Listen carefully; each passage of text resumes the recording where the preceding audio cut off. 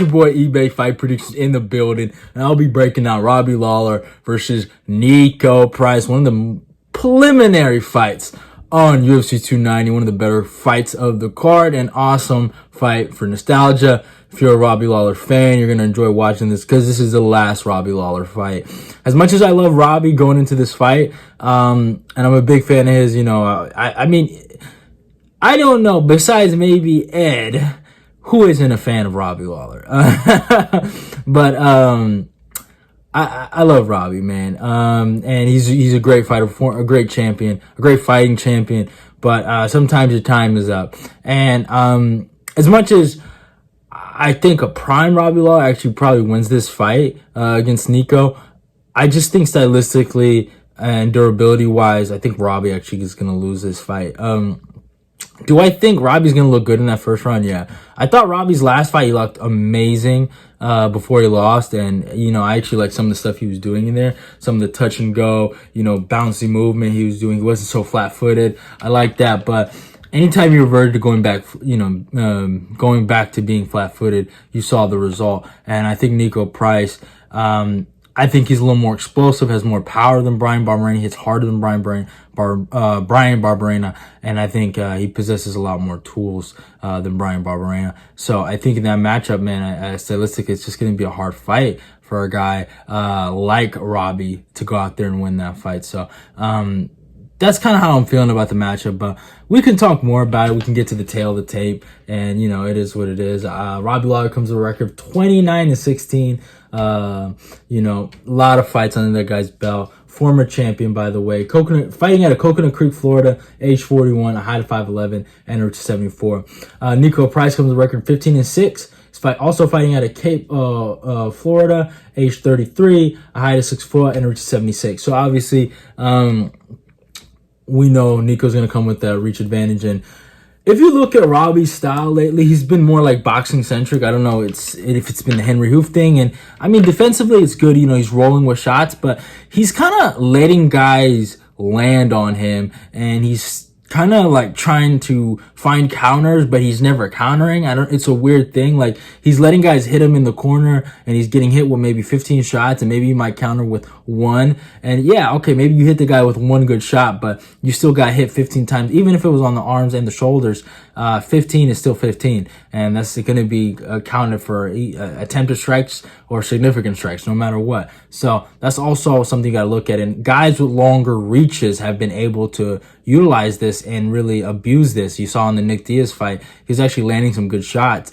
until Robbie, ended up breaking him down. But he ended up landing some good shots because of the long arms and because of, boxing, and obviously, and just being somewhat of a decent striker. He was able to land some good shots on that guard and on Robbie trying to roll with shots. He was able to throw some shots at him. Niko Price obviously doesn't have the boxing, but he has the long arms, he has the output, and he has the volume to throw punches like that. So that's something to look out for. But Robbie Lawler, I want to, before I say he's going to get probably knocked out, I want to praise the guy, man. The guy is a Hall of Fame worthy fighter. A phenomenal dude. One of my favorite welterweight title reigns ever. Coming up in MMA,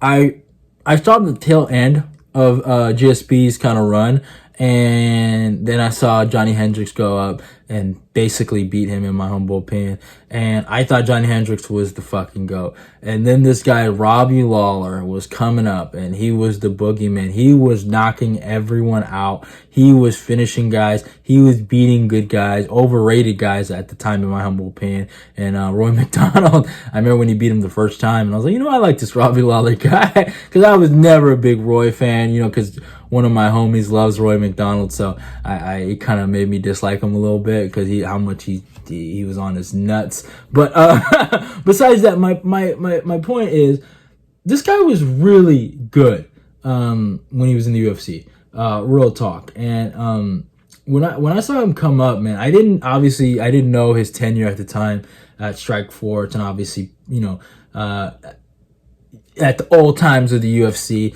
I didn't know about that. But when I saw him fight Josh Koscheck and knock that man out in the first round, then fight, Roy McDonald, win the split decision in the first fight. Then he fights Johnny Hendricks. That Johnny Hendricks fight was an amazing fight. I was really high on Hendricks, and when I saw that fight, I was like, wow, Robbie Lawler's really good. And thank God for Johnny Hendricks' career that he got the takedown in the last round. He was able to kind of win that fight. But then my respect grew for Robbie Lawler because he didn't just lose that fight. He didn't just lose a really, really close fight and just be like, oh, I'm there. It is what it is, da-da-da. Nah, he was like, I'm going to be back. He was disappointed in himself. And that man went on an insane win streak, beating guys like Jake Ellenberger, Matt Brown, and then fighting Johnny Hendricks again, right? And gets the rematch. And he comes back and he fucking shows him 5th round Robbie Lawler. Fucking puts a beat down of the century in that round and walked him down like a dog. Then he fights fucking Roy McDonald in one of the greatest rematches of all time, one of the greatest title fights of all time. Even though I might hate on Roy a little bit, I got to give the guy his credit, and it was a phenomenal fight. Obviously fought Carlos Condit. I thought Condit won that fight, but it was a good fight. And Robbie did his thing. It wasn't like Robbie looked horrible in that fight. And then he fought Tyron Woodley, got completely smoked. And that's where kind of his career went down after that. He fought Cerrone, put a lot of pressure on Cerrone, beat Cerrone in the clinch, but it was a close fight too. Then lost to Dos Anjos, Ben Askren, which I didn't think he lost that fight, but whatever. Colby Covington, Neil Magny, Nick Diaz, and then just recently Ryan Barberena. He was supposed to fight Ponzinibbio. That fight got canceled. Now he's fighting Niko Price.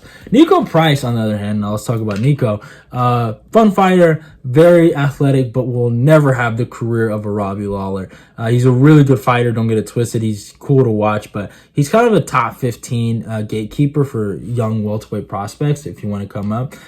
If you beat Niko Price, you get an opportunity to fight the ranked guys. And you saw it with Philip Rowe, right? He beat Niko Price and he got the Neil Magny fight.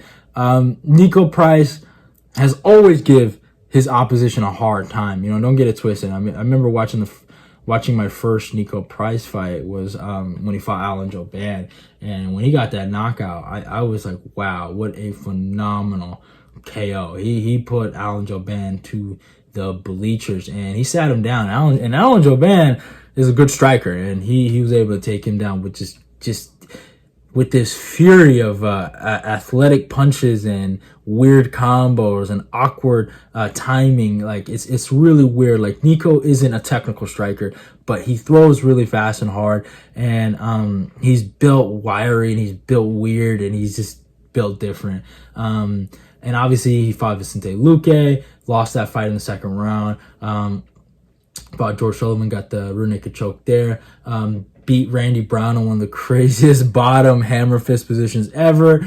Got knocked out by Abdul Razak Hassan in a really crazy KO. Fought Tim Means. He was losing that fight and then he knocked him out. Gave Jeff Neal one of the hardest fights of his career in a banger fight, underrated banger right there. That was a really, really good fight. Upkicked James Vick and ended his UFC career. And then had a phenomenal rematch against Vicente Luque. Honestly, I rewatched that fight, and my God, did that guy give Vicente Luque a hard time in the rematch. Now, Luque ended up pulling through, and he got the W there, but man, fucking Niko deserves some credit for that.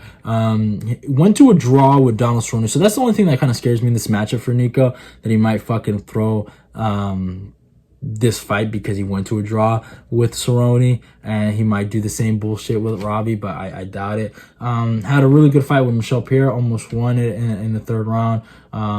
He was looking good, 29-28 decision. And then he started kind of looking bad against Alex Oliveira. Didn't look too good. He won the fight, but he was kind of getting beat up on the feet. And that's the thing I've been noticing with Niko recently. He doesn't really have that power that he used to have in that first round, where he was just knocking guys out. And he kind of looks slow a little bit. He doesn't look as athletic at moments, but he still has that will to win, that fire. And he goes out there and goes for it. And against Philip Rowe, Philip Rowe was the better striker in there. He was the better grappler too, and he proved it. But my God, in that 3rd round, did he go for it, and he almost got the finish. And Philip Rowe showed his fighting spirit as well, and he countered Niko and got the KO. It was a good fight. It was a real good fight. So obviously going into this matchup, Niko's going to have a lot to prove. Robbie is his last fight. Obviously, I think Robbie might look good in this fight. Don't get it twisted. I wouldn't be surprised if even Robbie got the KO really quick. But because Niko does leave his chin out there. But my point is simple. I truly and honestly believe that Robbie Lawler is just past it at this point, and he just cannot take the punishment that Niko can give. Niko can take some punishment that Robbie can give, and I believe that Niko's gonna get the finisher. I'm rocking with Niko Price by 1st round TKO. I think he's gonna get Robbie Lawler out of there, and I hope it's a good fight. I hope it's a good scrap. I hope it's something that Robbie can be proud of. But as much as I love Robbie Lawler, I just don't think he wins this fight. So I'm rocking with Niko Price by 1st round KO. Hope you guys enjoyed the breakdown. Sad to say it, but hey, we rock with Niko Price. Love y'all, and goodbye.